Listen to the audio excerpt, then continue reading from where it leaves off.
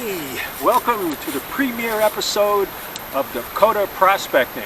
And I'm heading upstream here to an 1880s placer field, see if I can find a little of that gold that maybe them old timers left behind.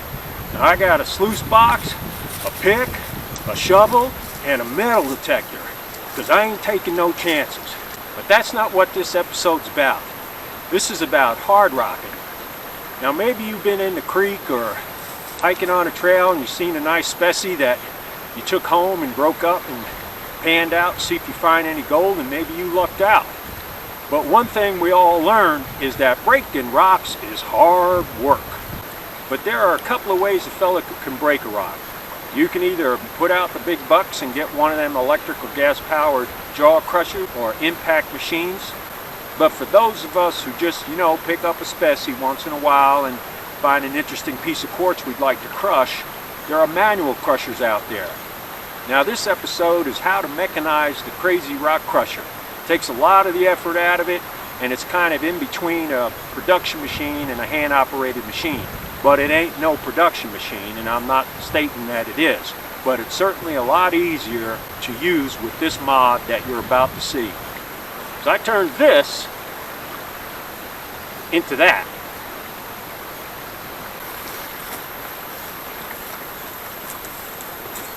If you like to learn how to put one of those together, you stay tuned. I'm heading up to that placer field and hopefully I'll get lucky today. See you in a bit.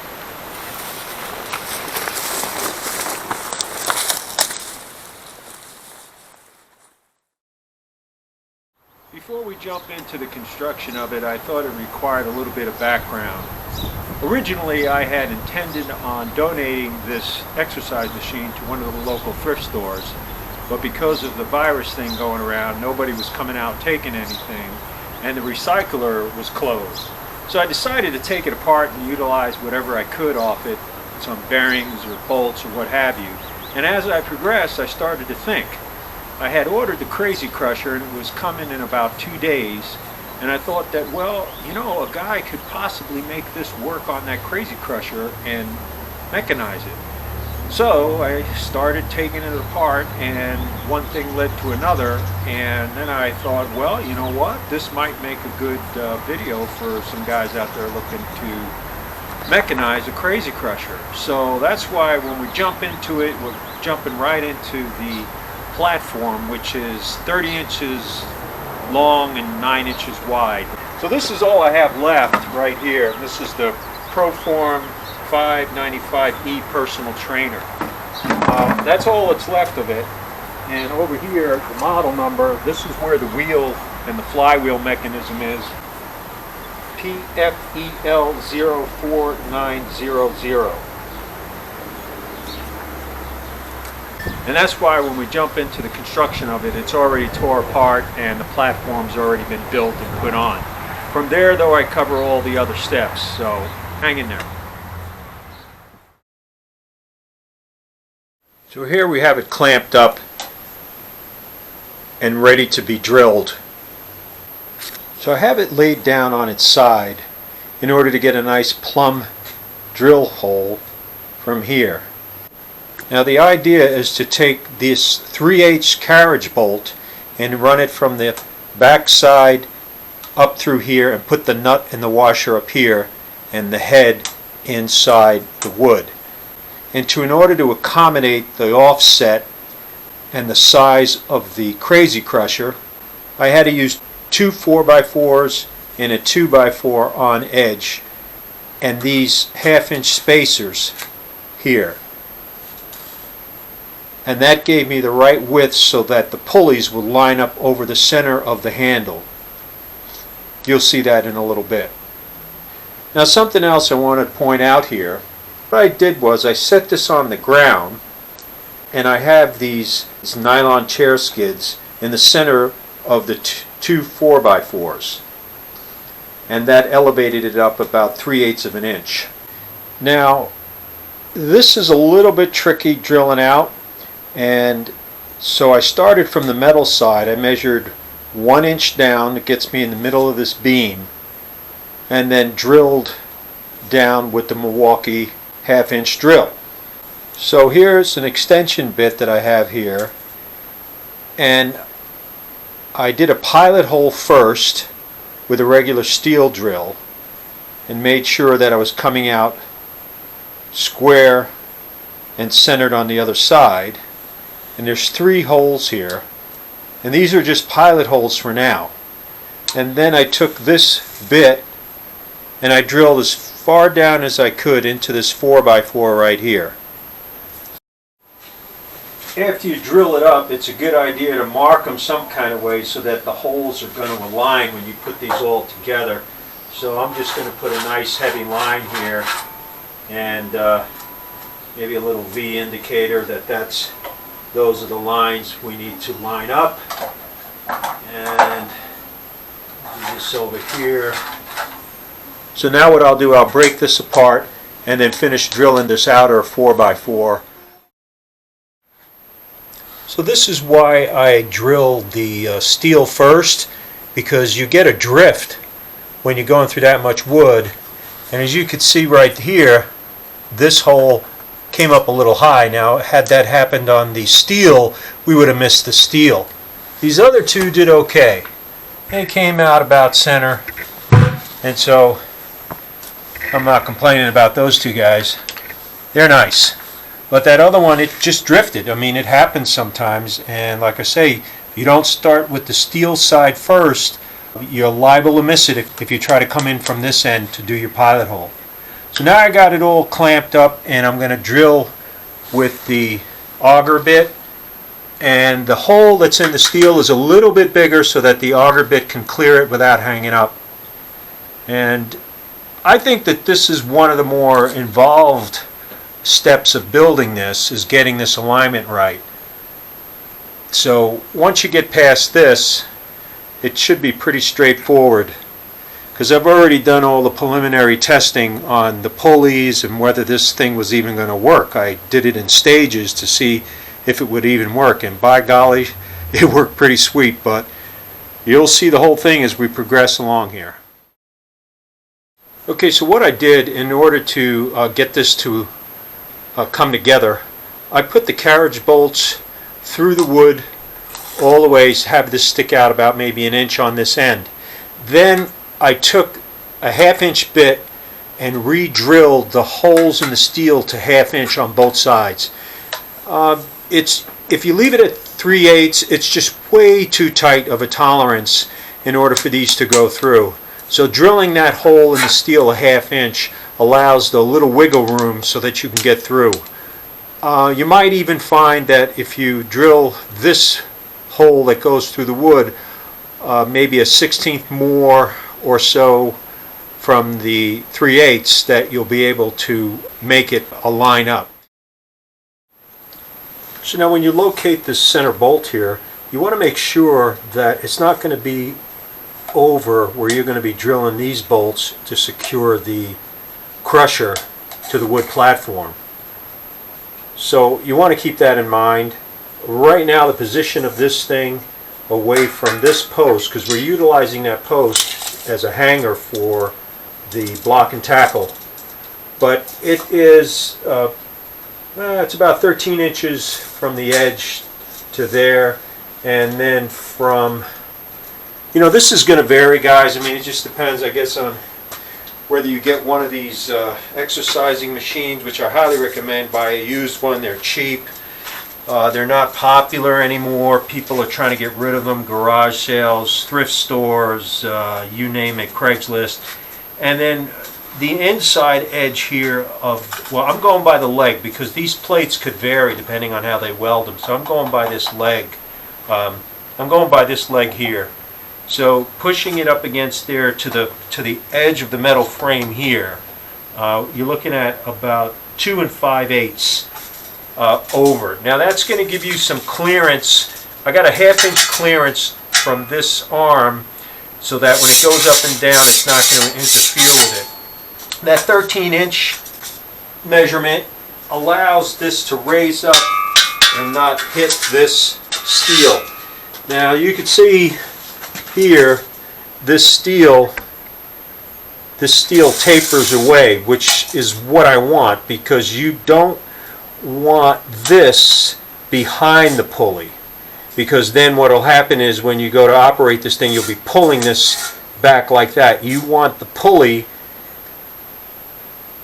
behind the bar so that the pulley will be going up like that, lifting it up on an angle and making sure that you're not tugging the rock crusher either left or right, that you're actually have your energy going on the bar. And so that's why this is like this ahead of this upper piece here, in order to get a nice pull. But I'll explain that a little bit more as this thing comes together. Alright, I've cut off the display support and kept it at the same angle as this brace that holds this bar across. Now I've removed, on this side, I've removed this grip that's over here, and that's it right there. Just removed it. No big deal, you can bust it up, you're not going to need it, so just get it off there. I used a little Wonder Bar and pried it in a screwdriver. The reason why I'm pointing this out is that there's two holes that are already pre-drilled here. They go clear through. So the 2x4 that I'm going to put here that's going to support the pulley system is going to be coming straight across here. And what I'm going to do is offset it just a little bit. My center line is right here, okay, but by putting the 2x4 just a little offset to where I can get those two holes equally spaced on this 2x4, that will allow me to utilize the holes that are already there and not weaken this by drilling others. These are on an angle, but I don't really see that being too much of a problem. So they'll be coming in like that. And what I'll do is I'll drill from the bottom here and then come up through the 2x4 so that I get an accurate location up here on the top, and then run my carriage bolts down through there. And then on the other end there'll be a support, and you'll see that as we go along, but I wanted to point this part out in case you wind up utilizing this exercise machine. You could, like I said before, a guy could just build a frame out of 4x4s and 2x4s and not have the flywheel, and just use your arms or leg to pull the pulley system down, up and down, up and down. And it's still going to be way easier than using your arms, because of the weights providing 50 pounds of kinetic force just by letting it go. And you don't have to strain your arms. Okay, just a little update on the progress. So I've got a 2x4 here that's bolted with 3/8 bolts through the back end of this exercise device into the frame. And then we come up here and I have it lag screwed into the 2x4. I'm probably going to run a brace, put some kind of a corner brace in here. So now on the other end I've got it clamped to the handle of the exercise machine, and like I said, there's two holes here. My intention is to use these as a guide and drill through here, and there's another one on the other side, and that way we're not going to weaken this. Okay, so that's just an update on it. It looks bowed in the picture, but it's not. That's the lens that's bowing it up here. It's actually nice and straight, so don't let that fool you. Okay, I've got the pulleys pulled in, and then I've had to make this bracket for the anchor for this line. The way this feeds, it comes down there around this block, comes up here, and then goes over to this block here, and then the line or cable goes down here. I've been using this rope testing it out, but I'll have steel cable to replace this with. I've braced this up here, and I've used lags for this, and down here, as well as up here on the top.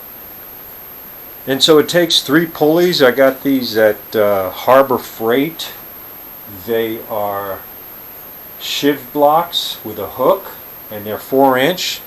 Really sweet. They weren't all that expensive. And I think I've got like maybe $100 in materials to build this with the hardware. And it's been pretty good, you know. And I've got these eye bolts here This is all 3/8 stuff, and this is 3/8 up here as well. I've stuck with 3/8 because of, you know, the amount of strength that it's going to require. Now the weights, I've got two 25-pound weights that'll fit right in here. This is a sleeve, a PVC flexible sleeve that I put there in order to make it 1 inch. I had to grind it down a little bit. When you grind this kind of stuff down, guys, be sure you're outside if you can, and definitely wear a respirator whether you're inside or out. This is polyvinyl chloride, not really good stuff to breathe in. And there, with some of this drilling going on through this metal, like up in here, you know, you're getting metal flakes flying all over the place, and you should wear safety glasses. Okay, for the next step, what I have here came off the exercise machine, and this is normally where you would put your feet and slog along on the machine. So we're going to be using that because what we're interested in is this part right here. We're going to cut this to about this length, run a bolt through here a little bit below the cut point, and attach a turnbuckle to this piece so that we can tighten the tension on the cable or loosen it as needed. Now that normally would fit right over here. This is a better illustration of it because it doesn't have the 3/4 inch piping that's on this side over here. So I'm going to just slip this off. I've tapped this out a 1/4 inch, put a nut on there with a washer, and that'll hold this other part in there as well. So that's the next step. Okay, so here's the piece, and it's been cut now, and here's the shaft, the original shaft, and this normally would fit right there. So we've put it back, but we've just cut it off. I put a turnbuckle here and a bolt through this piece. This is only cut like 4 inches. You don't need this very long. In fact, you don't want it very long so that you can include your turnbuckle and still have enough cable before it hits the pulley that's up above. And this shaft here was tapped out for 1/4 inch, put the washers, and then over here I've got a little spacer. This worked out pretty good, and this is something you want to check out because if you're going to utilize this, you want to make sure that you got it kind of centered underneath that upper pulley so that you don't have this binding like this inside this channel. And this is that PVC flexible tubing, the same that you're going to put on the handles in order to accommodate the bar weights.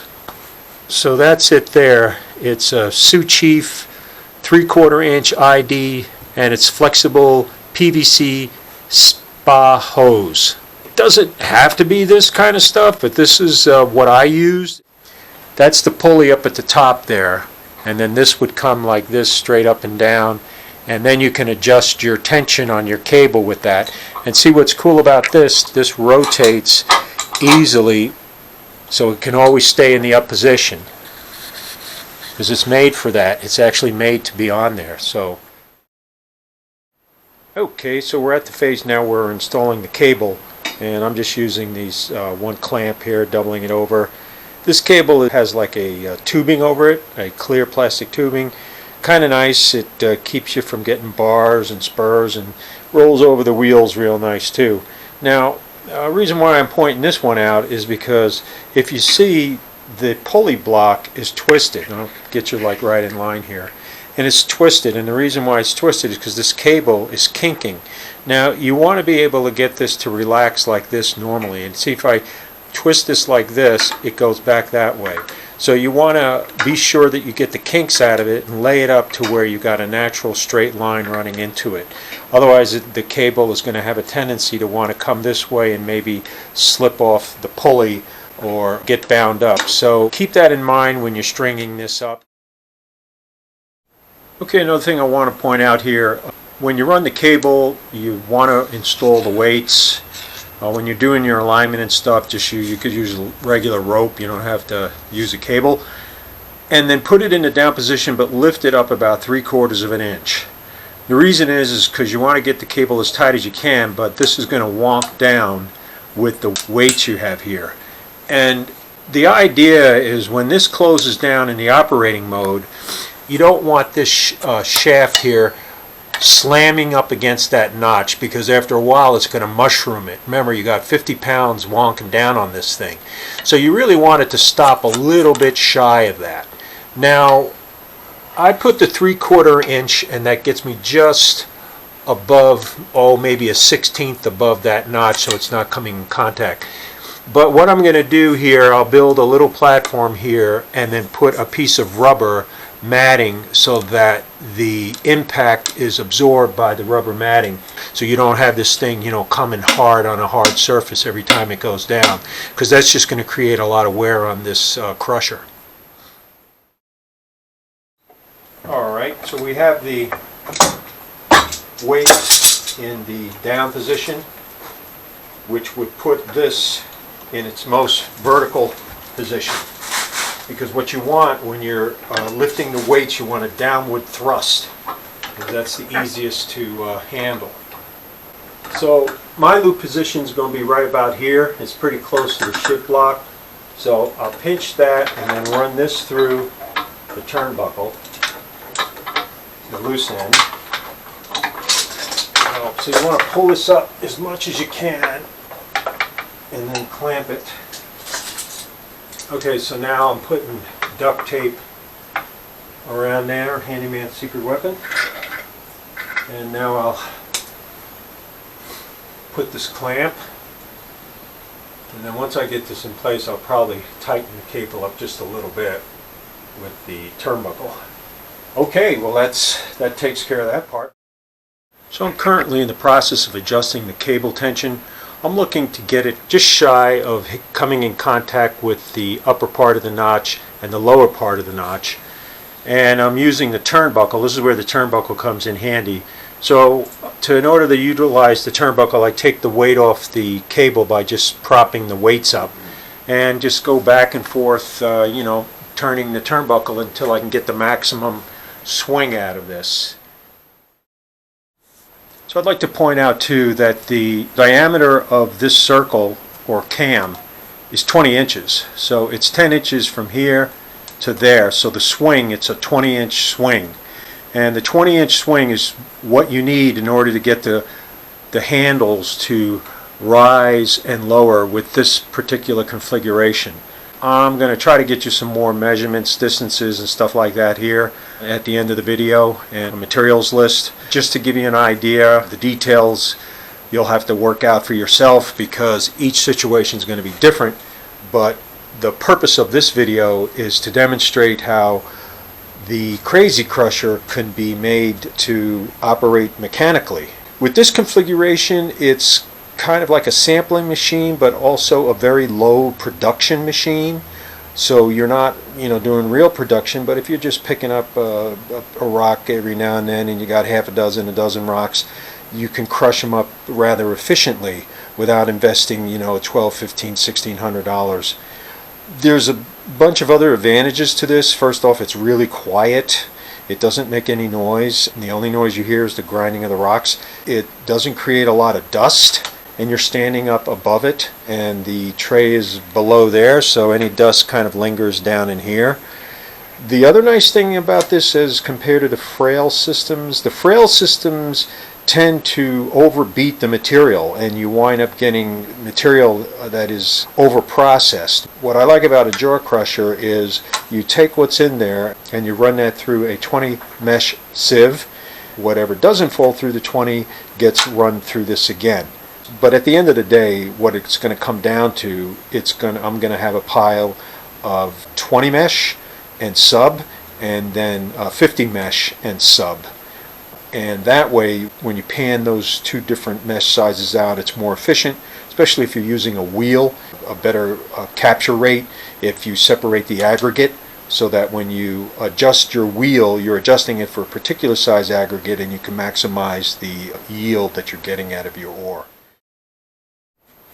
Okay, I'm going to demonstrate this. Now the weight is going to do the crushing. The only thing you're doing is lifting it up with this pulley system, and then the 50 pounds actually crushes. And I've had 50 pounds on there, and let me tell you, it was nothing, because you have this mechanical advantage going on, plus you're using your leg and not your upper body. and it has this flywheel right here, which gives you some inertia and stored energy and throws it into the lifting, which is kind of cool. Now, one of the things I wanted to point out here, so the way I got the tension here set, it prevents this pin from bottoming out on the slot. It's just above it, about a 1/16 of an inch.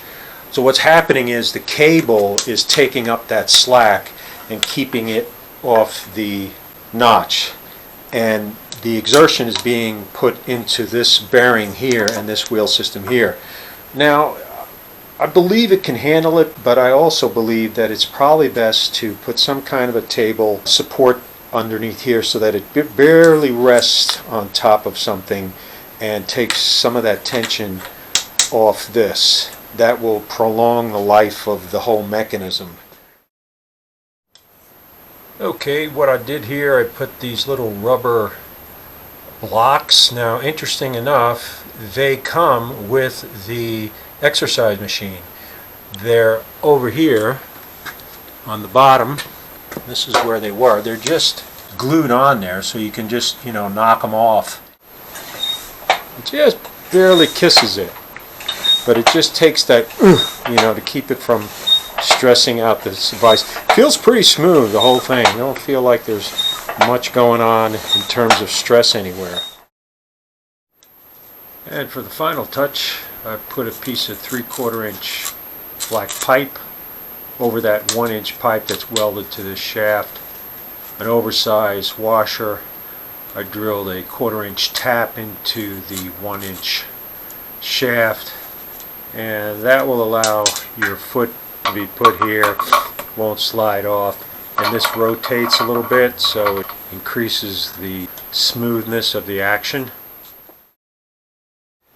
Now, I'm a believer if you can keep it simple and still make it happen, then that's really your best bet. So rather than get kind of like crazy with different ways of putting this hopper on there, this is the chute that normally closes when you're operating this thing. So, this is going to be open. We're going to want to wear goggles while you're operating this machine in case something flies out of there.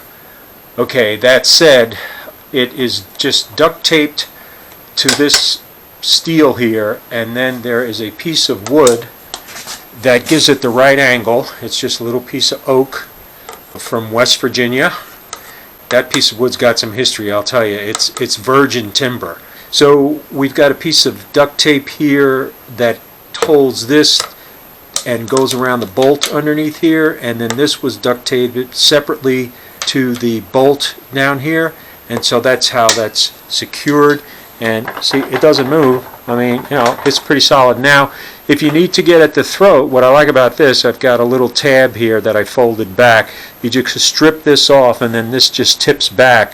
So if you got to get in there for some reason or another, it's easy to get in there.